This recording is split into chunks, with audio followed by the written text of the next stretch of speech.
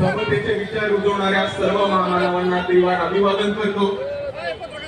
मंचावरती उपस्थित सर्व मान्यवर आणि तसेच 23 मार्च रोजी नागपूरमध्ये उपस्थित झालेल्या भारताच्या इतिहासातल्या RSSच्या कार्यालयावरती निघालेल्या पहिल्या मोर्चातल्या सहभागी मोर्चा काढत असलो तरी एक गोष्ट आपण सर्वांनी समजून घेतली पाहिजे की आपण RSSच्या विरोधात मोर्चा काढत नाही आहोत, आपण RSSची संवाद साधायला मोर्चा काढतोय आणि त्यांना काही प्रश्न विचारायला मोर्चा काढतोय।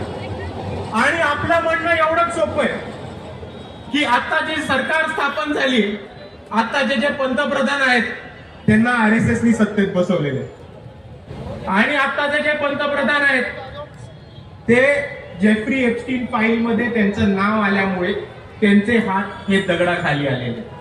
म्हणून आम्हाला RSSला नुसतं एवढं विचारायचं आहे की तुम्ही ठिकठिकाणी जाता, देशभक्ती शिकवता, राष्ट्रभक्ती शिकवता, कुटुंब संस्कृती शिकवता, संस्कृती संस्कार शिकवता, पण आज जर आपण आपल्या भारताचे पंतप्रधान बघितले तर जेफ्री एप्स्टीन जो एक बलात्कारी होता आणि ज्यांनी आंतरराष्ट्रीय सेक्स रॅकेट चालवलं होतं, अशा माणसाशी आपल्या पंतप्रधानांचे संबंध आहेत।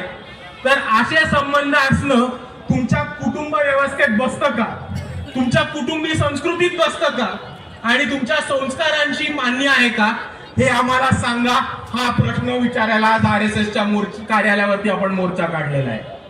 आणि दुसऱ्या बाजूला मित्रांनो, एप्स्टीन फाईल मध्ये नाव आल्यामुळे आणि त्याच्या आतमध्ये ज्या ज्या गोष्टी नमूद केल्या त्या बाहेर येऊ नये म्हणून नरेंद्र मोदी घाबरलेत आणि अमेरिकेच्या खिशात जाऊन बसून गेलेले ते आपण सर्वांनी समजून घेतलं पाहिजे। आणि म्हणून या कॉम्प्रोमाइज परिस्थितीत, या घाबरलेल्या अवस्थेमध्ये नरेंद्र मोदींनी अमेरिकेशी एक करार केला आणि त्याच्यामध्ये भारत देश हा विकायला काढलेला आहे। आपले जितके पण उद्योगपती आहेत, स्मॉल स्केल इंडस्ट्रियलिस्ट आहेत, शेतकरी आहेत, या सगळ्यांचं मोठ्या प्रमाणात या अमेरिकेशी केलेल्या करारामध्ये नुकसान होत आहे। आणि म्हणून RSSला आम्हाला हा प्रश्न विचारायचा आहे की जो पंतप्रधान या भारत देशाला उभा विकायला निघतो तो पंतप्रधान तुमच्या देशभक्तीच्या व्याख्येमध्ये बसतो की नाही हे आम्हाला सांगा आणि याचं उत्तर तुम्हाला आम्हाला द्यायलाच लागणार आहे। आणि म्हणून मित्रांनो, आज या मोर्चाच्या माध्यमातून आपण RSSला हेच सांगायला चाललोय की सत्ता तुमची आहे, पंतप्रधान तुम्ही बसवले, खासदार तुम्ही बसवले, घरोघरी प्रचारक तुमचे जातात, भाजपसाठी मत मागतात, अर्धी RSS मधनं निघालेली लोक ही बीजेपीची टॉप लिडरशिप आहे।